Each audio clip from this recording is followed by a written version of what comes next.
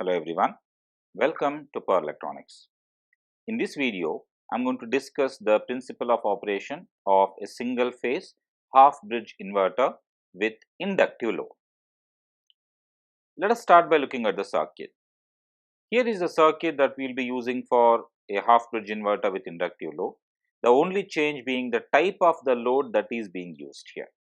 Further, we have noted that when we were discussing the operation of the half bridge inverter with resistive loads, the diodes did not play any part. However, when the type of the load is inductive in nature, the diodes will come into play, and we will see how in the rest of the video. To start with, for a resistive load, the load current is in phase with the load voltage, and therefore it can change immediately with the output voltage. However, when the type of the load is inductive in nature, the load current is not in phase, and therefore it cannot change immediately with the output voltage. Since we have 4 switching devices here, and knowing that in an inductive load all 4 switching devices will be involved, let us divide the overall operation into 4 intervals. I will be assuming capital T to be the overall period of the operation of all of the 4 switches. To start with, I am going to show you the waveform at first, and this is what actually we are expecting. So, I am going to start with 0, then we have T by 4, T by 2, 3T by 4 and finally T. So, this is the overall operation of the complete switches.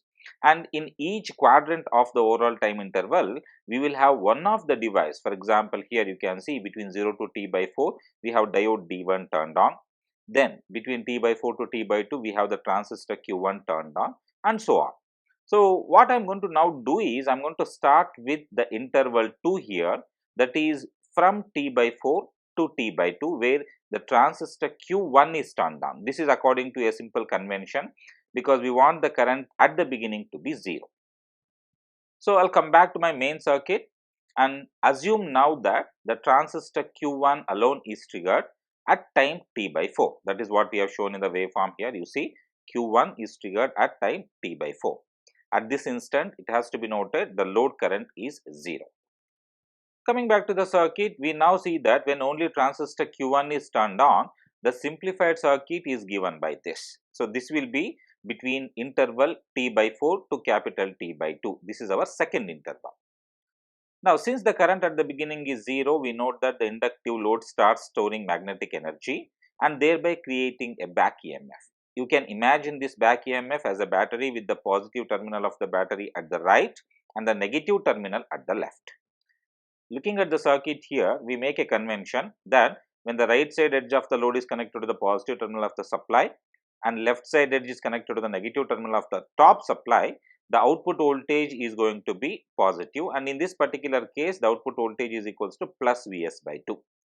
Also, the load current flows from right to left end terminals of the load and is assumed to be positive and increasing. Please note, the load is storing energy and therefore we say the load current is increasing.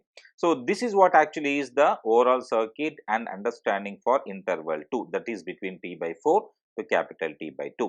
What we should note also here in this particular interval is that the energy is now being fed from the supply or source towards the load. That is why we have given a convention here. The energy is transferred from the source to the load. Now, let us move on to the next interval, that is if transistor Q1 is turned off at time T by 2. Let us go to the waveform and look at this. So, exactly at the time instant T by 2, we will turn off transistor Q1.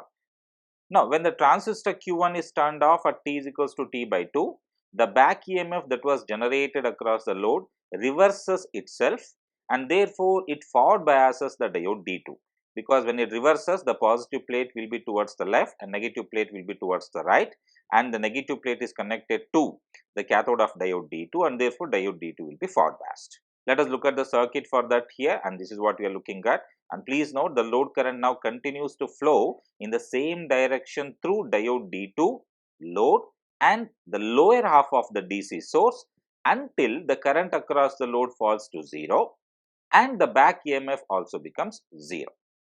So, this is what is actually happening in interval 3, that is between T by 2 to 3T by 4. Now, since in this particular configuration the load is discharging, the energy is transferred from the load back to the supply. And looking at the convention of the connection of the load with respect to the supply, you now see the left side is connected to the positive terminal of the lower supply, right side is connected to the negative terminal, which is exactly the opposite of what when the transistor Q1 was on, and therefore now we can say the output voltage is equals to minus Vs by 2. This is what actually is the output load voltage when the diode D2 is being conducting.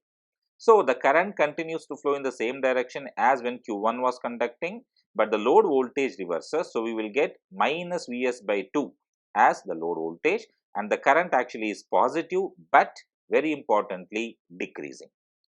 When the back EMF is completely discharged and there is no energy stored in the inductor, the diode D2 will be automatically reverse biased. When the diode is reverse biased, we move on to the next interval, which is interval 4. Now, coming to the interval 4, we are actually at this point. Now, we are going to turn on transistor Q2. Let us go back to the main circuit. Right. Now, we will assume that transistor Q2 is triggered at time 3t by 4. The inductive load once again starts storing magnetic energy, but now with the reverse direction as to when transistor Q1 was conducting. That is, the back EMF can be imagined as if it is the right end of the load with negative polarity and left end of the load with positive polarity. It is exactly the reverse as to when Q1 was conducting. The load voltage now can be understood by finding out what is the connection type. So, when I only take Q2 into consideration, let me have the circuit simplified here. Now, we will see Q2 is turned on, left side edge of the load is connected to the positive terminal of the bottom supply, right side is connected to the negative terminal, and by our previous convention, this is equal to negative output load voltage, and we can very easily estimate it to be minus Vs by 2. We know that the current always generates from the positive terminal of the supply, and therefore, the load current is now moving from left to right, which is the exact opposite of what was the direction in the previous two intervals. So, that is why I have shown a clockwise direction, but this will be exactly opposite to the previous two interval current direction. Now, in this particular configuration, we can now state the output voltage as well as the output current are both negative. However, since the load is actually storing energy here, the I0, that is the load current, is increasing in the negative direction. That is what is to be understood. So, talking about the energy transfer, once again this is from the source towards the load. After some time, that is when the energy or when the back EMF is completely built, let us turn off Q2 at t is equals to capital T. So, this is actually at this particular instant when the current is at the negative maximum. So, what I am now going to do is I am going to estimate this from 0 to t by 4. So, whatever we get from t to 5t by 4 will exactly be the same as that of 0 to t by 4. So, I am going to take this interval as interval 1. So, now let us go back and see what happens to the circuit. When Q2 is turned off at time t is equals to capital T, the back EMF that was generated when Q2 was on reverses across the load and it forward biases the diode D1. The inductive load now starts to lose energy and the load current continues to flow once again from left to right, that is in the same direction as when Q2 was on, and now the load is connected to the upper part of the supply. That is, the left side terminal of the load is connected to the negative terminal of the top supply, right side is connected to the positive terminal of the top supply. This is exactly the same convention when transistor Q1 was on, and we know that when Q1 was on, the voltage across the load was positive. Now, let me show the simplified circuit for interval 1 here. This is between 0 to t by 4 or t to 5t by 4, exactly the same. So, now previously when Q2 was on, load stored energy. So, when D1 turns on, the load discharges. Therefore, we can say energy is fed from the load to the source. And since the convention across the load and supply is exactly the same as when Q1 was on, we can state the output voltage is equals to plus Vs by 2. Now, as we can very easily estimate, the load current is discharging and therefore it is going to decrease. Now, when previously Q2 was turned on, the current was at the negative peak, and when the diode D1 turns on, the current actually starts to decrease towards 0. So, this is what happens when diode D1 is turned on. So, in general, we notice that whenever transistors Q1 and Q2 conduct, energy is fed to the load. On the other hand, whenever diodes D1 and D2 conduct, energy is fed back to the DC sources. And because of this particular reason, we call these diodes as feedback diodes. Let us now move on to check the waveforms. Right. So, this is what we are very interested in. This is actually the load current waveform. We will start from T by 4, that is when transistor Q1 was turned on. The inductor here stores energy and therefore, you can see the load current increasing.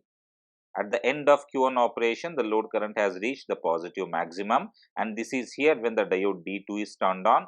Now, when D2 is turned on, the inductor is discharging, so the current comes back towards 0. At 3T by 4, Q2 is turned on, so the inductor current starts to continue to flow in the same direction, reaching the negative peak. And at T is equals to capital T or 0, D1 turns on and the load current once again decreases and becomes 0 at the end of that particular cycle. Coming back to the voltage across the load, what we see is whenever D1 or Q1 are turned on, output voltage is plus Vs by 2. Whenever D2 or Q2 is turned on, output voltage is minus Vs by 2. By simple convention, we should now understand that whenever the switches across the top of the circuit are on, that is either D1 or Q1, output voltage is positive, and whenever the bottom switches are on, that is either D2 or Q2, the output voltage is minus Vs by 2. So, this is what is the simple estimation and understanding of the waveforms. Now, let us move on to find an expression for the RMS value of the output voltage. So, this derivation I have already discussed in my previous video on the half bridge inverter with resistive load. So, I am going to very quickly run through the derivation here. So, if you look at this, I am going to take one full cycle, that is between 0 to capital T. Now, when I take the interval 0 to T by 2 and from T by 2 to capital T, the value of the amplitude of the voltage is always Vs by 2. I am talking only the magnitude of the voltage.